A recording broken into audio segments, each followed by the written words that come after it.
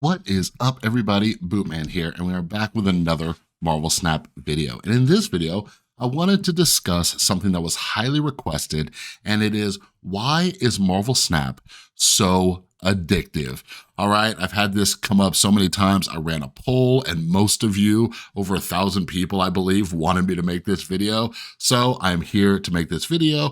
I put a lot of time and effort into it. So do me a favor, watch all the way through, share it with some people. Hopefully there's some valuable information in here. You can learn a little bit and learn how to play Marvel Snap in a fun, cool way that doesn't get you hooked and make the game, interrupt your life or take, time away from other things. We're not here to do that, all right? But before we get started, if you're new here, hi, my name is Chris. I also go by Bootman, and typically, I make videos going over different decks, cards, strategies to help you rank up the ladder, all that kind of good stuff. So make sure you subscribe, ring that notification bell. Every single month, we do giveaways for the season pass. I give away 3 every single month. I actually gave away like 4 or 5 this month. So yeah, make sure you're subscribed, ring the notification bell. But you also got to follow me on Twitter at BootmanMSTZ to enter the giveaways, all right? We also have a cool Discord server down in the description below. The Discord server, not only are there a bunch of cool people talking about decks and all that kind of stuff, but this is another place where people were requesting this type of video from me, all right? So without further ado, here it is. And like I said, please stay all the way through. I hope you gain some value from it. Right now, at the time of recording this, it's midnight. I'm trying to be a little bit quiet, low energy, so my neighbors don't hear me, but I spent a long time putting this together, and yeah, hopefully you get some good stuff out of here. So let me switch views real quick. All right, beautiful. So let me see here, make sure I got these buttons all set up. So yeah, so why is Marvel Snap so addictive? What is getting people hooked on this game? All right, so first off, let me introduce myself for those of you who don't know me, and you might know me as Chris, Bootman, whatever, all right? But there's some reasons people ask me specifically to make this. I get this a lot in just a bunch of different realms. So the main reason, all right, is because I am a recovering drug addict and alcoholic, okay? I got sober back on June 23rd, 2012, and fun fact, my actual birthday is June 23rd, okay? So I actually got sober on my 27th birthday. My mom, she's in recovery too. She was an alcoholic until I was about 20 years old, runs in the family. So she was about 7 years sober and helped me get sober back in 2012. So she's still sober. I've been sober ever since. I'm coming up on 11 years. I worked in a drug and alcohol rehab center for a little over 3 years. It was this huge drug and alcohol rehab center here in Las Vegas. We had various levels of care. We had pretty much every level of care: detox, inpatient, outpatient, aftercare, sober living, all that kind of stuff. While working there, I did both group sessions as well as one-on-ones, and it was more of like peer support type stuff. But kind of what I'm gonna go through today, those are the types of groups I would run, educating people about addiction, mental health, and stuff like that. So in addition to that, some of my, just qualifications are, I took like mandated classes that you had to do to like stay as an employee at a rehab center. I'm a college dropout, by the way, and we'll touch on that in a second. But other than that, I read hundreds of nonfiction books every single year. If you follow me on Twitter, which it should be, on my other account, I do a weekly reading list. I read, on average, like 3 to 5 books each week. Sometimes I read more, and I do a weekly reading list where I review the books. So that's for free on Substack. If you ever want to follow me, I tweet it out every single Monday.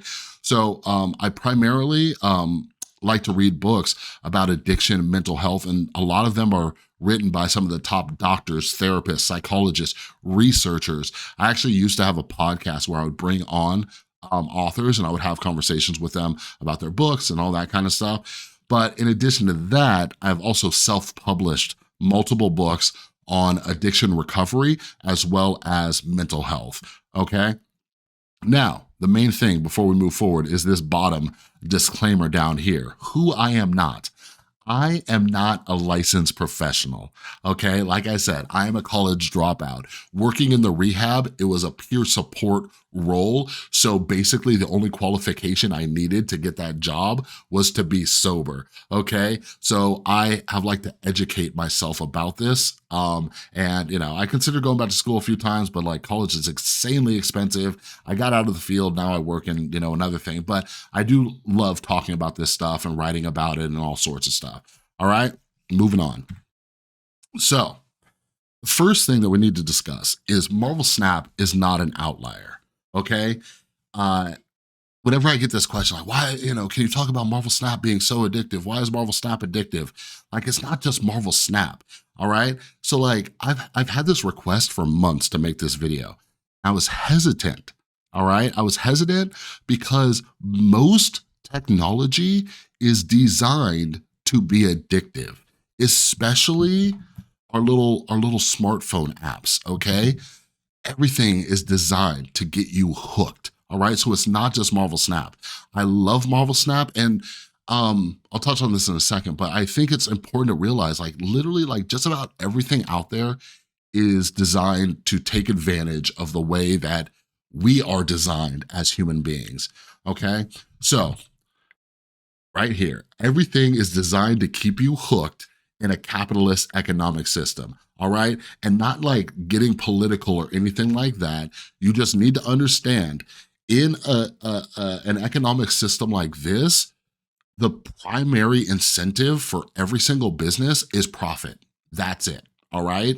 I hate to break it to you, but no company is your friend, okay? No matter what, no matter how many companies like to, celebrate Black History Month or Pride Month or whatever it is, all they want is your money, okay? That is the way that we are incentivized in this system.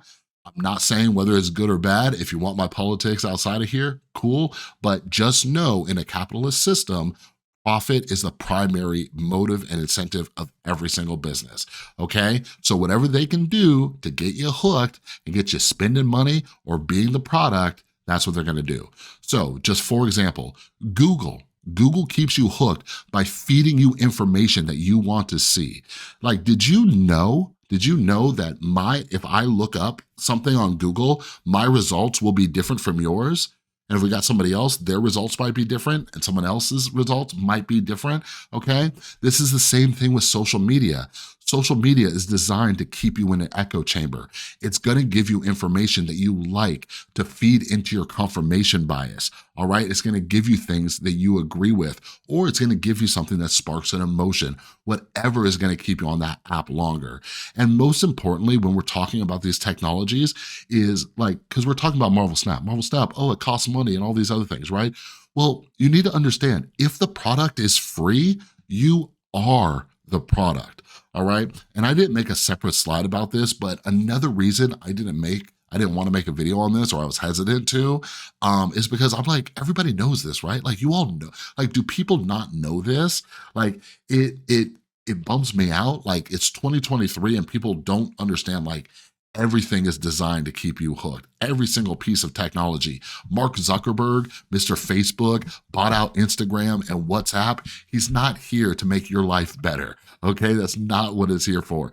Elon Musk buying Twitter, it wasn't to make your life better, all right? These are just the realities of the situation. These things are designed to keep you in here and make money off you by showing you ads and all sorts of stuff. All the ads, like, people complain about like targeted ads, because all of these algorithms are getting to know you. There's news stories every other day about new places selling your private information just so they can get a better read on you, so they can market to you better, okay? Like, everything, don't get all paranoid, all right? But everything is just out to get you and your money. That's the way it is, all right? So sorry if I burst your bubble. The world is just, people like money. That's just what it is, all right?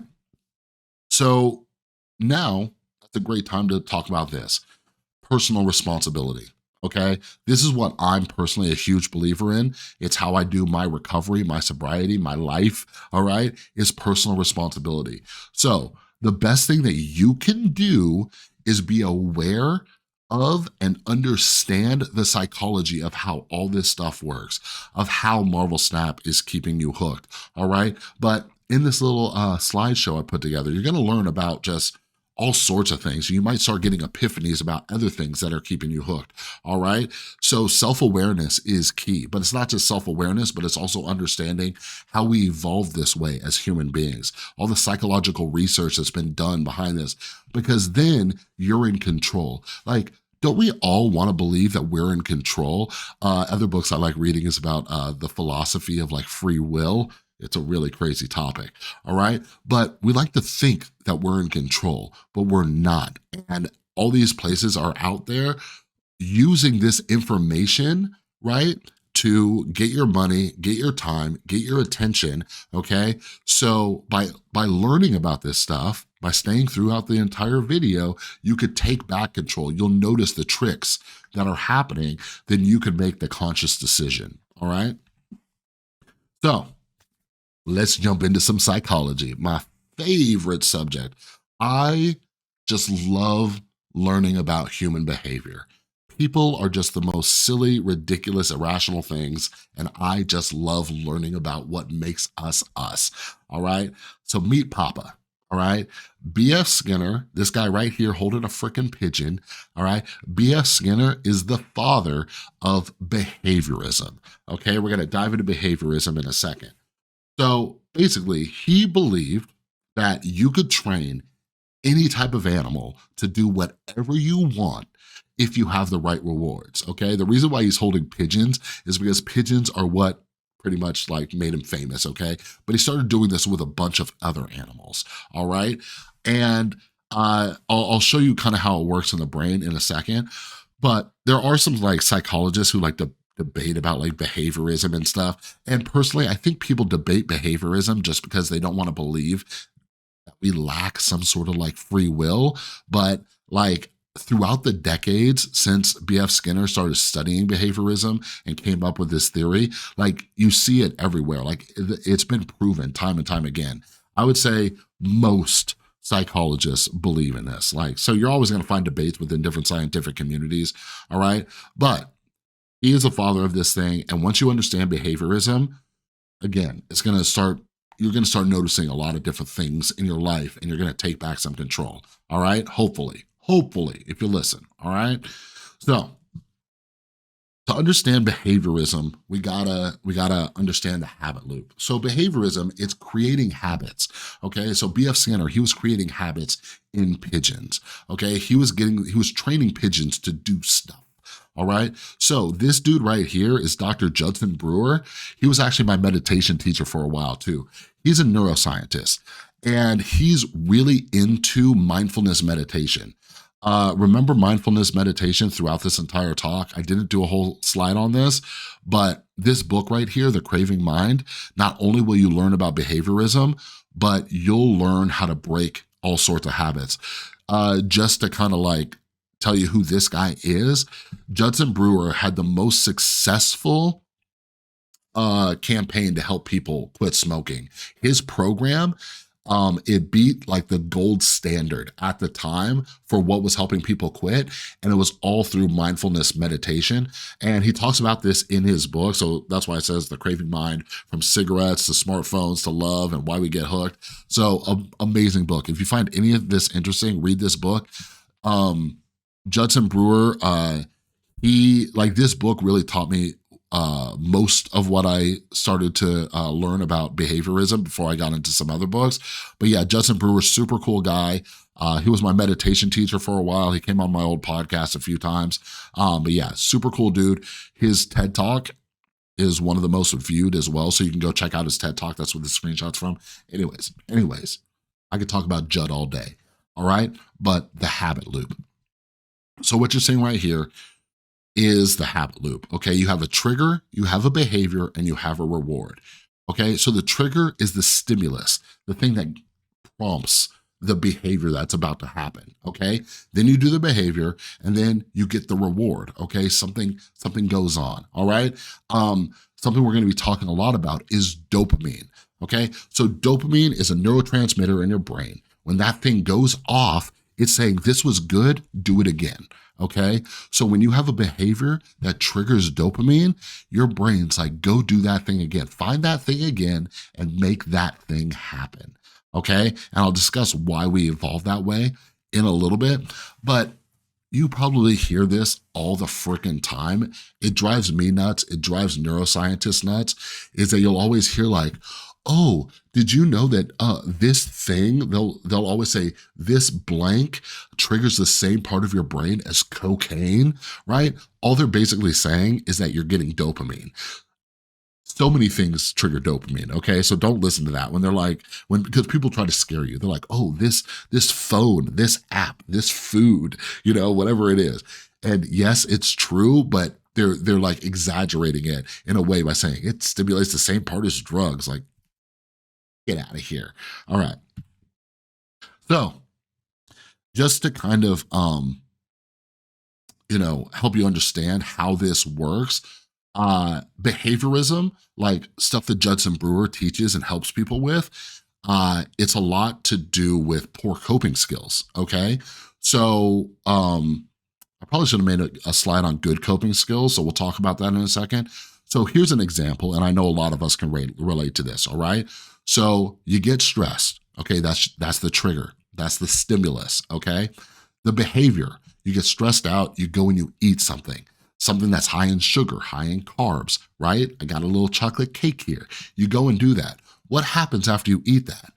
Boom, the dopamine starts flowing, all right? These high sugar, high carb foods, fatty foods and stuff, they are there to reward you, because back in the day when we were like hunters and gatherers, like we needed to know where the good stuff was that was going to give us energy, right? When we were having to walk around all over the wild plains and all that stuff. All right. So then after you do that behavior and get that reward, it lays down a memory for you, right? So the next time you get that trigger, you're like, oh, I know what makes me feel better. The cake made me feel better. All right. So this could be a lot of things. This could be a lot of just bad habits. All right. But you need to start thinking of them in this format: a trigger, behavior, and a reward. All right. Because we're going to have to start identifying these triggers at some point. So, worst coping skills. This is the life of a drug addict. So somebody like me, when I would get stressed, I would turn to pills. Okay. And then those pills would release dopamine, and that would lay down a memory. So the next time I would get stressed, I'd go back to pills, okay? Do you see what I mean? So there are some behaviors like eating things, but like every habit is a habit is a habit, all right? This is what I used to teach people working at the rehab, still when I work with new drug addicts and alcoholics trying to get sober. Like, we all have these behaviors. We all have these vices, these addictions. It's just that some of us, we turn to alcohol and drugs, okay? Other people are turning to food, shopping, sex, gambling, whatever it is, all right? Because we all have the same wiring, and so many of us were just not taught the proper coping skills, okay? So I know there's a great picture of me that I just took for the purpose of this video, but think about good coping skills, right? This is something I had to do when I got sober. So now when I get stressed, I swapped out that behavior. It's no longer drugs. I call somebody from my support group, right? I set up a therapy session. I meditate, I journal. I found so many other things besides that behavior that was screwing up my life, okay? So maybe the thing screwing up your life is chocolate cake. Maybe things screwing up your life is Marvel Snap, all right? But just remember, so like, what we're doing when we're breaking habits is that we're switching behaviors. And if any of you leave in the comments section the book Atomic Habits, I will find you and I will fight you, all right? That book is way overrated. Go get Judson's book instead. It is 1,000 times better, all right? So let's talk about your brain on the loop, okay? The habit loop. So each time you go through this loop, the trigger, the behavior, and reward, it is strengthening neural pathways in your brain, okay? Like, say the first time you do it, you had to think about it. Like, what will make me feel better? You're stressed, right? What's gonna make me feel better?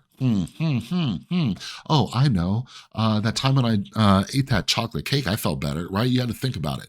But you keep doing it and doing it and doing it, you're just ending up at the fridge, right? For me, I was calling a drug dealer. For me, I was going to the liquor store, whatever it was. It starts to become automated the more you repeat that loop, okay?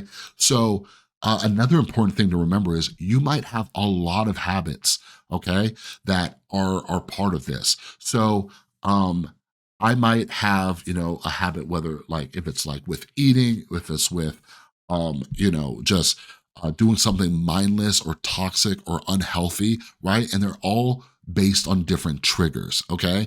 So I listed out some of the common triggers. This is a big list, all right? And if you're in recovery too, you might be able to identify with all these. The trigger might be stress, sadness, anger, happiness, right? Oh, let's go celebrate. I used to drink and use every time I was sad or I was happy. It didn't matter. Okay. Happiness, boredom, loneliness, you're annoyed. I put happiness twice. Some people do things when they're happy. Shame, guilt. The other triggers might be people. You're around certain people, okay? Places, things, situations, sights, sounds, smells, all right? Our brain, it starts triggering these things all over again. Like you guys, I've been sober 11 years and those old triggers still start getting my brain going, okay? Like if I smell, it's not even just like smelling alcohol. It could be the smell of a place, right? That I used to get high or drink at. You know what I mean? Maybe you have an unhealthy coping skill when you go back to like a family member's house that you don't visit that often. Whatever it is, these things just start firing these neurons in your brain and saying like, oh, here's what you usually do in this situation. That is why it's so hard to break these habits. Most habits are psychological addictions more than like a physical dependency. Like in the drug and alcohol world, like the detox, trust me, detox is like freaking brutal. But why so many people relapse and fall back into their bad habits is because the psychological addiction is so long. Because how many years have you spent going through that habit loop? All right. And trust me, we're getting back to Marvel Snap. Calm down. All right. I'm trying to learn you something. Okay. So why though? Why? Why do we have this whole habit loop thing? Why are we doing this? Well, here's the thing. All animals evolved this way. Okay. So like the parts in our brain, you will find the parts in our brain involved with the habit loop. So what separates us from like most other animals is this part of the brain right here. It's called the prefrontal cortex. This is where we get like our critical thinking and a bunch of other fun stuff that we do. But other than that, most animals have that system of the trigger, behavior, and reward. So so let's start with humans, okay? Back in the day, our ancestors, they're walking all over the place. They're living on the land and all that stuff. Well, they would find some food, right? They would eat it. They were hungry, trigger, right? They would eat the food, okay? The food would satisfy them. It'd give them energy. It'd give them sustenance, right? So it would lay down a memory, okay? So the next time they were feeling that way again, it told them to go back to that food. It told them where that location was, all right? So, due to uh, um, people who, God, why am I spacing on the world? Probably because it's like midnight, right? Natural selection, there we go. The people who didn't develop that part of their brain, they died. They didn't remember where the food was, okay? The people who survived were the people who were remembering based on their triggers. But the thing is, it's animals too. We have two cats here. That's why I put a cat. So we got my girlfriend's cat, all right, Wyatt. We got my cat, Maya. I don't care what anybody says. Cats, dogs, animals are dumb. All right. You can teach them how to do stuff. That's what BF Skinner was doing. But anyways, I'm always just so fascinated at how they have their certain habits. They always know where the food is, right? They always know to go back. There's a lot of things that they might not know. There's a lot of things that animals might not remember, but they will always remember where to go get food, where to go get water, right? Because they've developed that. That is part of their brain that is fully evolved, and that is how animals survive. We got the pigeons here because that's what B.F. Skinner was doing. So what B.F. Skinner was doing, he was giving them a treat, right? So if they did the thing he wanted them to do, he would give them a treat. Now, I don't know if you've ever watched like, I don't know, like America's Got Talent or some weird thing where they have like dogs doing like crazy tricks or like cats, right? We were watching, there's a documentary on Netflix and it's about cats. And there's like these like Russian ladies and they train these cats. It's crazy. But anyways, it's all behaviorism, right? When they do the thing that you want, you give them a treat. And so B.F. Skinner actually developed his theory from Ivan Pavlov, okay? So Ivan Pavlov, we're gonna go off script a little bit because I just remember about Ivan, who sucked, by the way, he tortured dogs.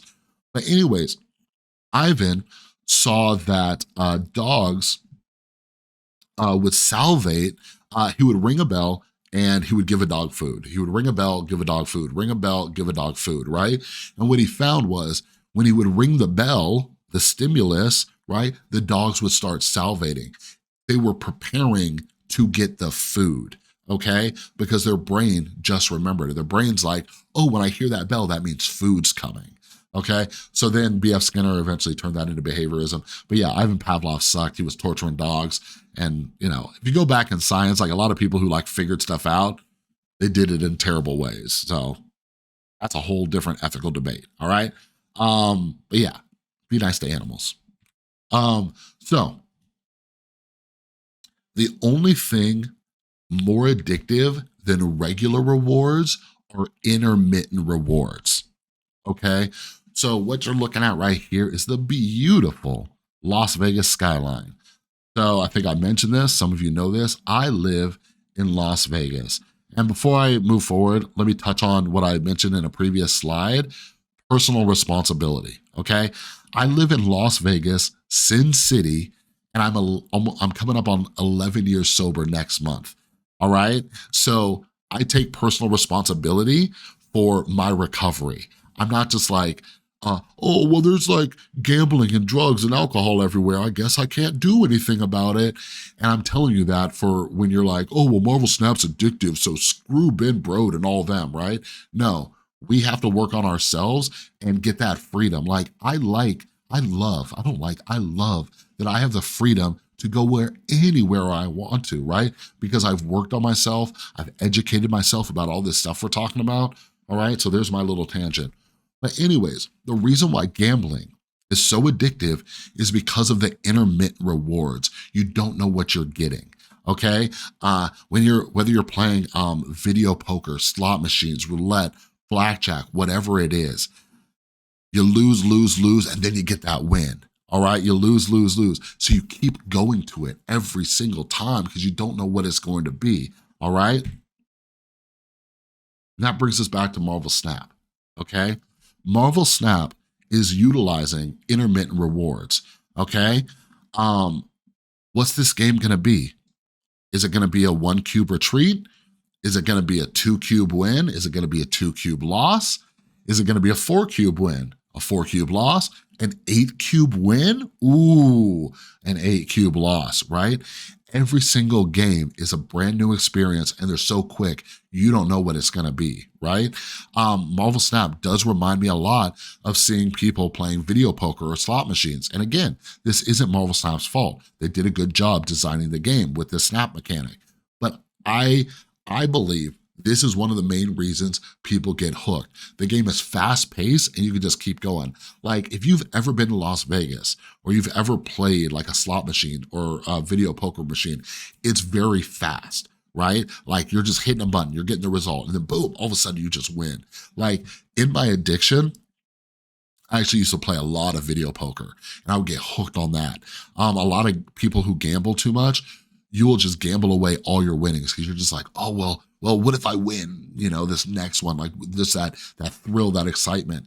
And I think that's what we see a lot with Marvel Snap. And that's why people keep going and going and going. I've caught myself many times. How about those times when you lose and you're just like, oh, I just need to make it back, right? And I could do like 5 videos on this, diving into different aspects, but I try to keep this short, even though we're at almost 30 minutes. But This is an intermittent reward. Now, some things to consider too is, in addition to the intermittent rewards, are there any other reasons that you're turning to the game, right? Are you turning to it when you're happy, when you're stressed, when you're bored, whatever it is, right? And then why do you still play when you're happy, angry, bored, stressed, whatever it is? Because there's a lot of people where you're just losing your butt off in cubes and you keep playing. And this is where it relates to like a gambling addiction. All right. But I'm of the belief that most things people can do in moderation unless you develop like a very severe problem. To define addiction is very tricky. Okay, like drugs and alcohol are different. I am 100% abstinent. Okay, I'm not going to mess around with it. I'm not going to try to do it in moderation. But I believe with a lot of behavioral addictions, so like anything that's not involving a substance is like a behavioral addiction, sex, shopping, gambling, all that stuff. Some of these things you can learn to do in moderation, but the definition of addiction is this thing interfering with your life and you're losing the power of choice on whether or not you can do it, right? Are you doing that thing even though you don't want to? Another thing that we say in recovery is, it's not that every time you do that thing, something bad happens, but every time something bad happens, it was because of that thing, right? So just think about that. Is this taking away time and all that stuff? We're gonna get into some solutions in a second, but this is kind of where Marvel snaps at, all right? But just real quick, this is why social media is so addictive, right? You keep posting or you keep tweeting, right? And then one time you get like a tweet that gets more likes and retweets than other ones. It's that same intermittent reward. You do another tweet. Oh, it doesn't get that many. Well, maybe this next one will. Oh, it didn't. Maybe this next one will. You do 15, 20 more. Now you get a bunch of likes, right? That's why we see so many people just completely change online and they turn into these people just farming likes and everything. They're like, oh, that thing just got me a lot of likes, or that thing just got me a lot of views. I want that again because the dopamine is flowing. My girlfriend was just showing me a TikTok. She was showing me some TikTok drama actually. And I started like digging into it and I saw people just start dogpiling somebody else because they were getting views on it. They're like, oh, this gives me a reward, so I'm just gonna keep doing that thing. So that's where these things become really toxic too, especially on social media, where you start putting down other people to get those dopamine hits. Not cool, all right? Lay off the dopamine. All right, so this right here, this is the App Developer Bible, okay? It is a book that all of you can get. This book, some of you who are developers, you might, let me know in the comment section if you have a copy of this book. This book is widely owned in Silicon Valley. Basically, this guy, Nir Eyal, I can't remember if he's a developer or what, but he's really into the psychology of like habit formation. So you have people like Judson Brewer who write about how to break habits. Nir wrote a book on how to form habits. And so many startup companies that are developing apps and different forms of tech get this book and they learn how to create apps for phones, for tablets, and whatever that are going to get people hooked. So if you want to read about exactly what these people are thinking when they're designing these apps, get this book. Now, I will say that Nir wrote a follow-up book. I can't remember what it was called. It was something called like Unhooked or something like that. And he tried to write the antidote to this thing, this monster that he created, and it was bad. It was just all bad. It's like, dude, you let the genie out of the bottle. It's not going back in. But just know, again, these tech companies, and I'm not saying the second dinner people are bad people, all right? Like, we live in a system where, like, you know, people have to make money. The second dinner people have families to feed and all that kind of stuff. So, like, it's like we're all just living in this situation, and I don't think everybody's like completely nefarious, right? but it's like we both need to understand the rules. And for a long time, until you watch a video like this or read books about this stuff, it's like a one-sided game. It's like the app developers are able to play their game and you don't even know the rules. You don't even know how it's going, right? And that's why I think it's so important to educate yourself. Because once you read a book like this, you're like, oh, this is what you guys are doing. Oh, this is why. And you start noticing it everywhere. You start seeing what it is. Like, you guys have no idea. Like, some of you have an idea, but like, do you realize like food companies are like hiring like the top scientists and psychologists to figure out what flavors will keep you addicted? Like, do you understand how much money there is in marketing and the experiments they're doing? They're doing experiments in grocery stores and all sorts of stuff to see what will get you to buy what you want, all these other things, right? Like silly fact, this one's like really widely known, but do you know why the milk and the eggs are always in the back of the grocery store? So you have to walk past all the stuff and possibly buy more things, right? There's just so many things that are playing off our psychology. So you just need to understand what's happening so you can arm yourself and have that power of choice again. Um, oh, last slide, right? So a man or woman's search for meaning. So this is Viktor Frankl. Not only is he a famous psychologist, not only is this one of like the best books ever written, but he is a survivor of the Holocaust. And when he was in the concentration camps, he was trying to find out, like, you know, why some people like refuse to die or just refuse to give in, right? And then when he got out, when the war ended and he got out, he survived. I think he was in Auschwitz too, like one of the bad ones, right? He started researching and studying like where people find meaning. But anyways, this quote, I think I was actually introduced to it by Dr. Judson Brewer, but this quote, it says, between stimulus and response, there is a space. In that space lies our freedom and our power to choose our response. In our response lies our growth and our happiness, okay? So this is perfect when we're thinking about the habit loop. So you have the trigger and the behavior. Basically, what we're saying is you got to find that space in between those two things. In between that space is where we get to choose, okay? So in between your Marvel Snap games, pause, okay? In that little moment, that's when you have the power to choose, all right? If you're gonna keep playing, go ahead, keep playing, but make sure you're making the conscious decision to keep playing. But like I said, all this stuff, learning about this, everything we've talked about, it will help you in life because we all have other triggers that might spark anger and causes us to argue and fight with people we know and love, right? And we need to create that gap. Like how many times do we just have these outbursts and say things that we don't mean? It's because that stimulus and response are too close together. Mindfulness meditation, it helps you develop that gap more often and take more pauses and get back in the moment. All right. So that is all I got. I thought this was gonna go for like an hour. So we did good. So yeah, it's almost 1 a.m.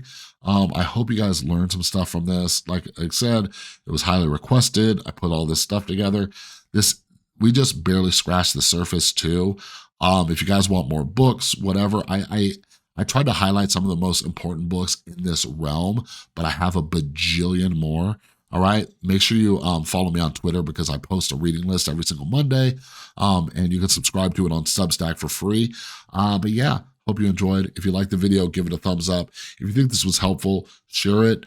If you're in like a Marvel Snap Discord, you can share it if there's a place to share content. Spread this around. A lot of people ask about this. A lot of people wonder about this. A lot of people are having unhealthy relationships. And I do think we should be able to play this game for fun and not feel like it's causing issues in our life, right? But that's with any game. Like other games have loot boxes and all sorts of other things that are kind of based on these same models, all right? So yeah, if you're new, make sure you subscribe, ring the notification bell. If this video does well, I might do some more like this. Educated Collins, I leave the slides to him, but maybe I'll do some more of these, all right? But anyways, have an amazing rest of your day. I'm gonna go to sleep. I'll see you in the next one.